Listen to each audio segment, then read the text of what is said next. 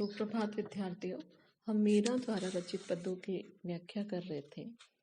इसके पूर्व मीरा के जिस पद की हमने व्याख्या की थी, जिसमें मीरा भगवान श्री कृष्ण से अपने जन्म जन्मांतरों के संबंध का उन्हें स्मरण कराती हैं और कहती है कि आपकी और मेरा जो ये प्रेम है वह इस जन्म का नहीं है, यह तो जन्म जन्मांतर का प्रेम है और किसी भी प्रकार से इस जन्म जन्म की प्रीति को तोड़ नहीं सकते। वो अलग अलग ऋतु परिवर्तन के साथ उसकी विदग्ध हो रही विरह भावना को अभिव्यक्त करती है। इसी क्रम को हम आज आगे बढ़ाएंगे। इसमें मीरा कहती है, गिरधन रूसण जी कौन गुना, कछु इक ओगण काढ़ो मामे, मैं भी काना सुना। कृष्ण को संबोधित करते हुए मीरा कहती है, हे गिरधर, आप मेरी किस भूल पर मुझसे रूठ गए हैं? मैंने ऐसा कौन सा गुनाह कर दिया है जिसके कारण हे मेरे आराध्य, मेरे प्रियतम, आप मुझसे रूठ गए हैं? कुछ एक ओगुण काढ़ो मामे, मैं भी काना सुना। कि मुझसे जो भूल हुई है उसके पीछे, आप मुझसे जो रूठ रहे हैं उसके पीछे मेरा जो कोई दोष है, वो दोष आप मुझे बताइए। कुछ तो मुझ में अपना दोष बताइए ताकि मैं आपके वचनों को अपने कानों से सुन सकूं और मेरे में जो अवगुण है, जो दोष है, उनका मुझे पता चले तो मैं उनको अवगुणों को दूर भी कर सकूं। मैं तो दासी थारी जन्म जन्म की, थे साहिबा सगुणा। आगे मीरा कहती है कि हे प्रभु, आप भली प्रकार जानते हैं कि मेरा और आपका जो ये नाता है ये इस जन्म का नहीं है। मैं तो जन्म जन्मांतर से आपकी दासी हूँ, आपकी सेविका हूँ और आप मेरे सभी गुणों के स्वामी हैं। फिर मेरे स्वामी हैं, मेरे प्रियतम हैं। कोई बात सु करियो रूसण, क्यों दुख पाओ छो मना। फिर जब आपका और मेरा ये नाता जन्म जन्मांतर का है तो मीरा कहती है कि फिर भला ये आपकी मेरे से कैसी नाराजगी है? क्यों आप मेरे से नाराज हो रहे हैं? जरा आप मुझे ये तो बताइए कि आपने हमसे ये रूठना भला किस कारण से ठान रखा है? फिर आगे वो अपनी बात को रखती हुई मीरा कहती है, क्यों दुख पाओ छो मना, कि व्यर्थ ही आप मेरे से रूठ करके अपने मन में क्यों दुख पाते हो, अपने मन को क्यों कष्ट दे रहे हैं? मीरा कृष्ण की अनन्य भक्त थी, तो भक्त भगवान पर अपना अधिकार समझता है। वही चीज मीरा की यहाँ देखने को हमें मिलती है। उनको लगता है कि जब मैं कृष्ण के रूठने से मैं दुखी हो रही हूँ तो स्वाभाविक है कि जन्म जन्मांतर का भगवान श्री कृष्ण से मेरा नाता है, तो कृष्ण भी कहीं न कहीं पीड़ित अवश्य हो रहे होंगे। कृपा करी मोहि दर्शन दीजो, बीते दिवस घना। आगे कृष्ण से निवेदन करती हुई मीरा कहती है कि हमसे कि आप अपना क्रोध जो है, मुझ पर जो आपकी नाराजगी है, उस क्रोध का, उस नाराजगी को छोड़ दीजिए, उसे त्याग दीजिए और मुझ भक्त पर कृपा करके मुझे आपके दर्शन का लाभ प्रदान कीजिए। क्योंकि आपको दर्शन दिए हुए, आपसे मिलन हुए बहुत दिन बीत गए हैं। मीरा के प्रभु हरि अविनाशी, थारो ही नाम भणा। आगे मीरा कहती है कि मेरे आराध्य, मेरे स्वामी, हे अविनाशी प्रभु, आप ही हैं और मैं नित्य आपका ही नाम स्मरण करती रहती हूँ। अर्थात मीरा का कहने का तात्पर्य यह है कि रात दिन सुबह शाम अहरनिश मैं आपका ही ध्यान करती हूँ, आपके ही नाम का स्मरण करती रहती हूँ। तो इसलिए आप अपनी कृपा दृष्टि बना करके मुझे अपने प्रेम का आशीर्वाद, प्रेम का प्रदान करके मुझे कृतार्थ कीजिए। मीरा की कृष्ण के प्रति जो अनन्य भक्ति भावना है वह इसमें अभिव्यक्त हुई है इस पद में।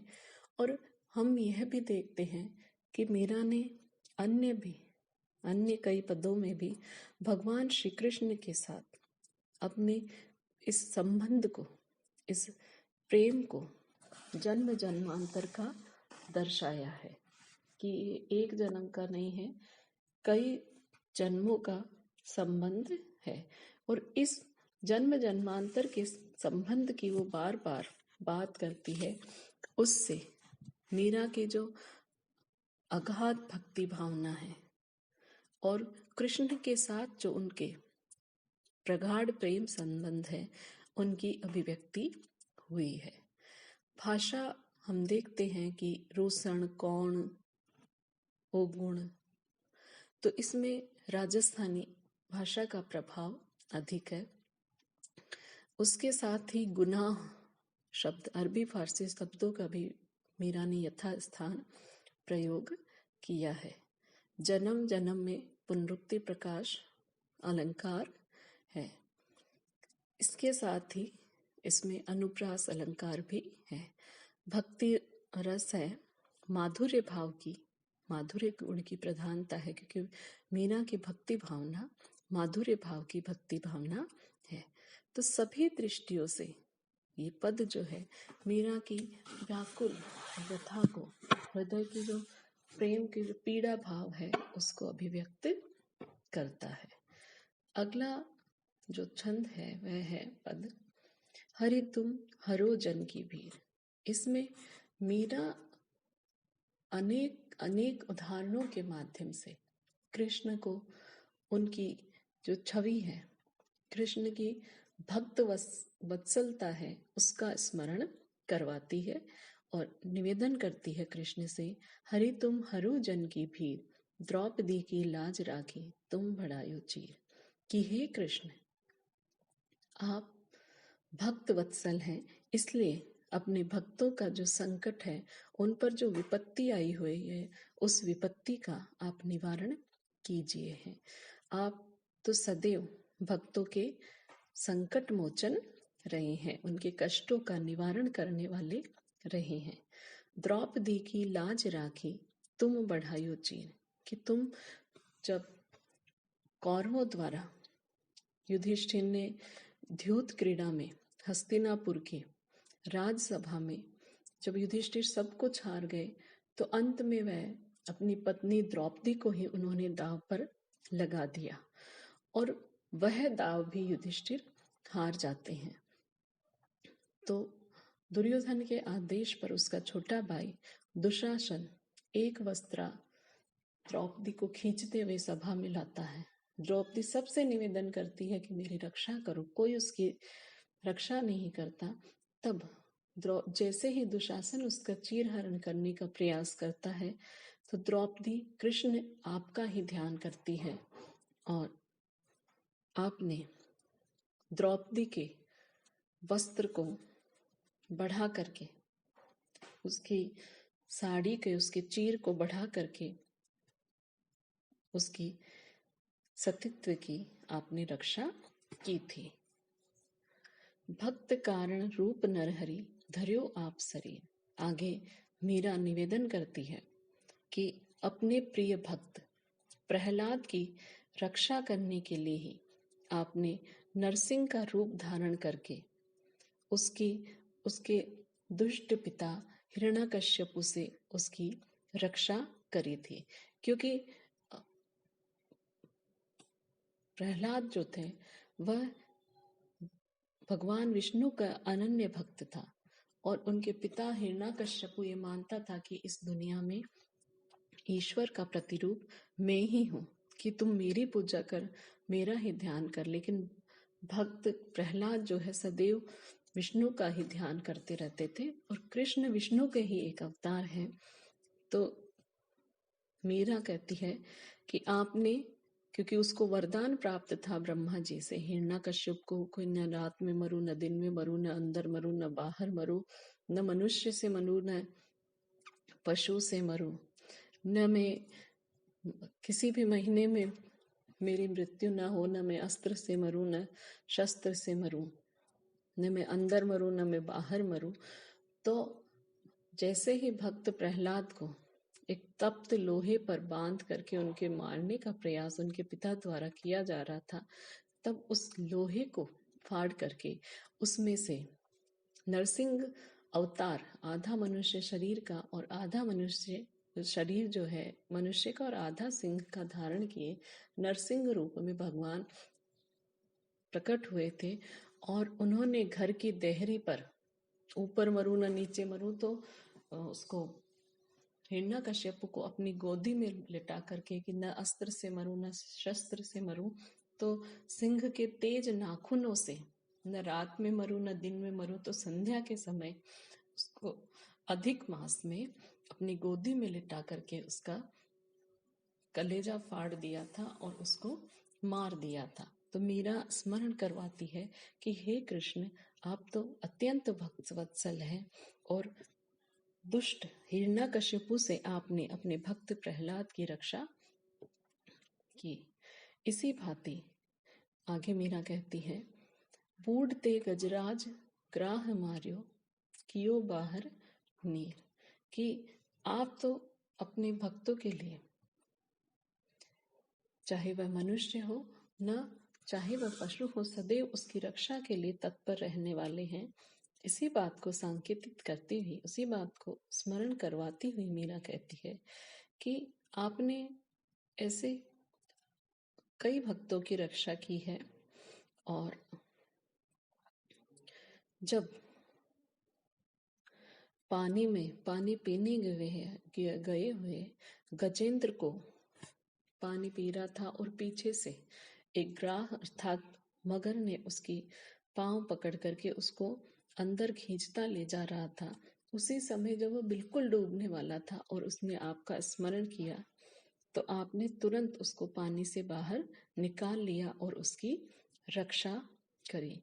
दासी मीरा लाल गिरधर दुख जहां तहां पीर।